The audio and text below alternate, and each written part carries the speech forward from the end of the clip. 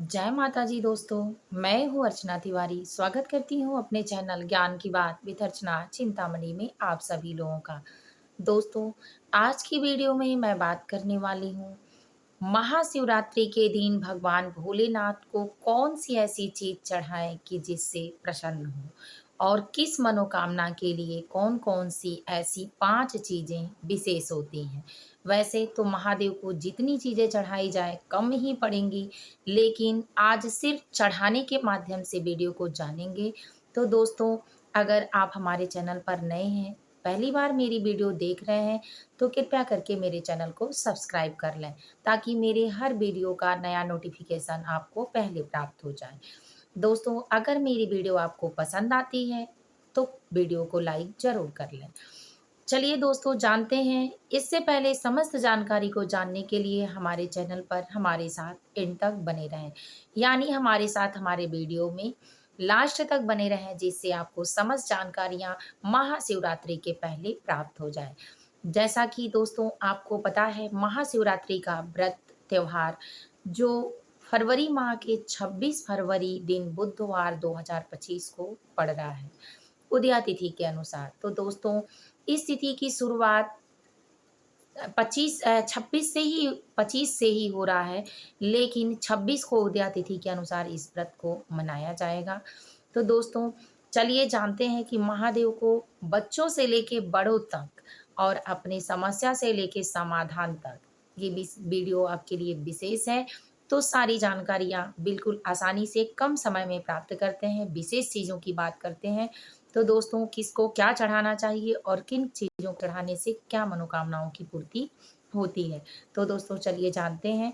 सबसे पहले महादेव को प्रसन्न करने के लिए सभी लोग बहुत बड़े-बड़े चीज़ों की व्यवस्था करते हैं, सामानों की व्यवस्था करते हैं, जानकारियों को हासिल करते हैं, अपने समय को लगाते हैं, पैसे को लगाते हैं और अपनी मनोकामना की पूर्ति के लिए महादेव का पूजन पाठ विशेष नियम रुद्राभिषेक, जलाभिषेक या पंचामृत से अभिषेक करते हैं। तो क्या दोस्तों आपको पता है कि इस अभिषेक के माध्यम से किन-किन चीज़ों को चढ़ाया जा सकता है? तो चलिए जानते हैं। इन चीज़ों के माध्यम से आपको कुछ विशेष चीज़ों को ध्यान में रखा जाता है। कोई भी काम करने से पहले आपको इस बात पर विशेष रूप से ध्यान रखना पड़ेगा कि आप काम को किस उद्देश्य से कर रहे हैं। अगर आपका उद्देश्य किसी काम में बनता है, तो आपका काम बिल्कुल सही तरीके से जाता है और आप मनोकामनाओं की पूर्ति हो पाती है। तो दोस्तों, इस बात को जानते हुए चलिए जानते हैं कि महादेव पर किन चीज़ों को किस तरह से चढ़ाएँ। तो सर्वप्रथम हम बच्चों से ही शुरू करते हैं। बच्चों को यश, कीर्ति, विद्या, बुद्धि इत्यादि चीज़ों की ज़रूरत बहुत होती है। वो नॉर्मल होते हैं, छोटे होते हैं, कम बुद्धि के होते हैं, कम ज्ञान के होते हैं और कम क्षमता वाले होते हैं। तो इसलिए हर माता-पिता को चाहिए कि अपने बच्चों को सद्बुद्धि और विद्या का ज्ञान पाना है, तो महाशिवरात्रि के दिन सुबह स्वच्छ वस्त्र पहनाकर स्नान कराने के बाद महादेव के ऊपर गंगा जल और दूध चढ़वाएँ। दूध महादेव पर चढ़ाने से चाहे कोई बड़ा हो, चाहे छोटा हो, कहा जाता है शास्त्र के अनुसार कि उसको विद्या की प्राप्ति होती है, यश की प्राप्ति होती है, कीर्ति की प्राप्ति होती है, मान प्रतिष्ठा और पैसे की प्राप्ति होती है। तो दोस्तों, क्यों नहीं है ये सरल और सहज जानकारी? तो आप ऐसा अपने बच्चों के साथ ज़रूर करें, मैं भी करती हूँ और करूँगी। तो दोस्तों, इस तरह से अपने बच्चों से गाय का दूध, शुद्ध गाय का दूध मिले तो ठीक है। अगर किसी मार्केट में, बड़ी सिटी में आप रहते हैं, नहीं मिलता है, तो पैकेट का दूध भी गाय का आता है, आप चढ़ा सकते हैं। अगर नहीं मिलता है तो कोई भी दूध आप चढ़ाएँ, गंगा जल ज़रूर चढ़वाएँ। इस तरह से भगवान आपकी समस्त मनोकामनाओं को पूरा करेंगे और विद्या की प्राप्ति ज़रूर होगी। जो बच्चे कम बुद्धि के होते हैं, मंद बुद्धि के होते हैं, पढ़ने में कमज़ोर होते हैं, रीडिंग क्षमता, लर्न करने की क्षमता उनके में कम होती है, तो ज़रूर उनसे करवाएँ। अब चलिए दोस्तों, जानते हैं दूसरा गन्ने का रस। भगवान भोलेनाथ को अगर आप प्रसन्न करना चाहते हैं, तो सबसे पहले आप गन्ने के रस से अभिषेक करें, क्योंकि गन्ने के रस में भगवान भोलेनाथ इतने प्रसन्न होते हैं कि आपकी मनोकामनाओं की पूर्ति करते हैं और आपके जीवन में मिठास का द्वार खुल जाता है। आप जहाँ भी जाते हैं, आपके मान-सम्मान में वृद्धि होती है। तीसरा दोस्तों जानते हैं कि महादेव को प्रसन्न करने के लिए बेल का पत्ता, धतूरा, भांग इत्यादि चीज़ें, उनसे समस्त आँख का फूल इसलिए चढ़ाया जाता है कि उनको वो बेहद पसंद है और पसंद होने के साथ उससे जल्दी प्रसन्न होते हैं।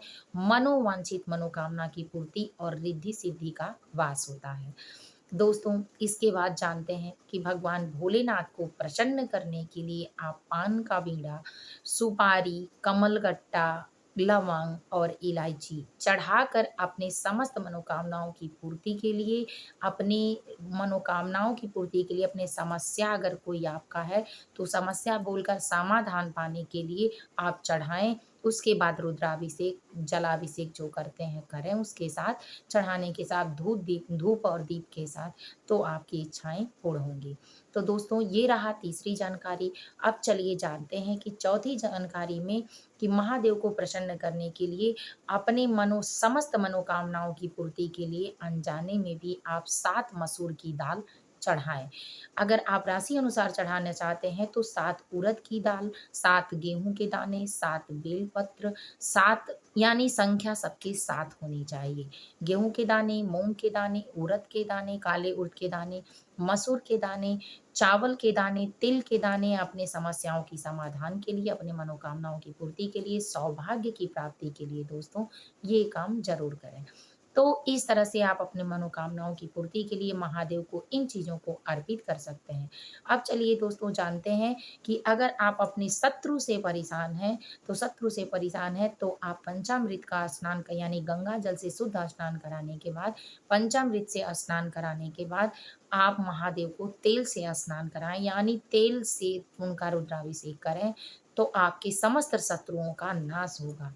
तो ये काम आप करके उसके बाद शुद्ध गंगा जल से यानी रुद्राभिषेक करने के बाद, जल गिराने के बाद आप हल्दी नहीं, भूल के भी महादेव की पूजा में हल्दी मत लगाएँ। तो चंदन, शीतल चंदन और भस्म से उनका श्रृंगार करें। इसके बाद पूजन, आरती, भोग इत्यादि चीज़ों का करें। याद रखें दोस्तों, अब आपको जन्म सिद्ध अगर भोलेनाथ की पूजा करनी है और उनको अपना आजीवन इष्ट बनाना है, तो उनकी मनपसंद की चीज़ों का भोग लगाएँ। भोग में 5वाँ दोस्तों यही है कि आप उनकी मनपसंद चीज़ों का भोग लगाएँ। भोग में भांग का गोला, रबड़ी की मिठाई, खीर, मनपसंद गाजर यानी समय के हिसाब से चल रहे मौसम के हिसाब से हलवे, आक के पत्तों के साथ यानी जो मदार के पत्ते आते हैं, उन पत्तों की माला बनाकर, राम राम लिखकर पहनाकर और उनका भोग इत्यादि करके, आरती पूजन करके, अगर जो भक्त अपनी मनोकामनाओं की पूर्ति के लिए उनसे आग्रह करते हैं, समस्त मनोकामनाएं पूर्ण होती हैं। अब दोस्तों जानते हैं कि ये शिवरात्रि कैसी है? तो ये शिवरात्रि एक महान सर्वश्रेष्ठ शिवरात्रि इसलिए है कि जो शिवरात्रि शिव पुराण के अनुसार अमावस्या से सटीक जुड़ी हो और प्रदोष से इधर जुड़ी हो, यानी प्रदोष के पेट से लगी हुई शिवरात्रि और शिवरात्रि अमावस की तिथि से लगी हुई अगर हो तो श्रेष्ठ शिवरात्रि होती है। इस शिवरात्रि में किए गए उपाय जो होते हैं बेहद अच्छे होते हैं और इस शिवरात्रि का व्रत अगर किसी भी व्रत को कोई नहीं किया है और इस शिवरात्रि का व्रत करता है, जो इस प्रकार की शिवरात्रि है, महीने की हो चाहे महाशिवरात्रि हो, तो उसके अगर पितृ किसी दुरुपयोग पूर्वक मतलब किसी कलह काल के कारण, दोष के कारण फंसे हुए हैं, उनकी आत्मा को शांति नहीं मिल रही है, पितृ दोष है, तो उनके सुख समृद्धि के लिए भी जो अगर उनके कुल खानदान से 7 पीढ़ियों में कोई इस व्रत को करता है तो उनको भी राहत मिलती है और आशीर्वाद प्राप्त होता है। आपको बस छोटे से उपाय करने हैं कि समस्त पूजा पाठ को करने के बाद चंदन 7 जगह लगाने हैं। पहला चंदन आपको शिवलिंग के पीछे लगाने हैं। दूसरा चंदन आप गणेश जी का जो स्थान होता है, कार्तिकेय भगवान का होता है, शिवलिंग के जहाँ से पानी गिरता है उन दोनों तरफ के दरवाजों पर, तो शिवलिंग के पास दोनों तरफ लगाने हैं। दूसरा गणेश जी का, तीसरा कार्तिकेय भगवान का, चौथा अशोक सुंदरी का जहाँ से पानी का जल गिरता रहता है और 5वां शिवलिंग पर, 6वां उससे आगे शिवलिंग के पीछे और सातवाँ दोस्तों जो नंदी उनके पास बैठी रहती हैं, उनके दोनों सींग पर। इस तरह से आप समस्त पूजा विधि को यानी आपको सिर्फ़ इतना ही करने से महादेव संपन्न आपकी मनोकामनाओं को करेंगे, अति प्रसन्न होंगे। गाना गाकर, ताली बजाकर 3 बार तालियाँ ज़रूर बजाएँ, उनके मस्तक को ज़रूर दबाएँ, शिवलिंग को हल्का-सा मसाज ज़रूर करें, जिससे आपको उनके थकने का जो एहसास भगवान के प्रति प्रेम होता है, उसको दूर करें। 3 तालियाँ बजाने का मतलब पहली ताली, हे महादेव मैं आप में समर्पित हूँ। दूसरी ताली, आप मुझे हर रूप में प्राप्त हो, मैं आपकी सेवा करूँ। और तीसरा, मेरे घर के अन्न-धन भंडार को भरे रहें।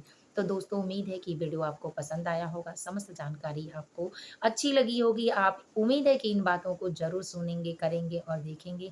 तो कैसी लगी वीडियो लाइक करके ज़रूर बताएँ। कमेंट बॉक्स में हर हर महादेव लिखना बिल्कुल मत भूलें दोस्तों, क्योंकि मैं इंतज़ार करती हूँ। जय माता दी, हर हर महादेव।